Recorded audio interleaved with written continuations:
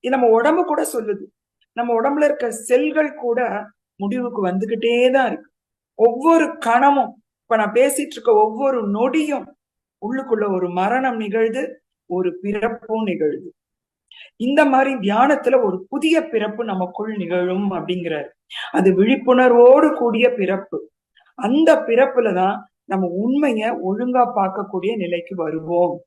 அது வரைக்கும் நம்மளோட பொறுப்புகளை நம்ம ஏத்துக்கொள்றது இல்லையோ, ஒரு கம்ப்ளைண்ட்ஸ், அந்த இன்டர்பரன்ஸ் எல்லாமே நமக்குள்ள ஒரு ஜட்ஜ்மெண்ட் முதற்கொண்டு அது எல்லாம் நம்மள ஒரு முடிவுக்கு வந்து நம்ம ஒரு புதிய பிறப்பா வரும்போது தியானம் ஒரு மரணம் தான் அப்படிங்கிறது.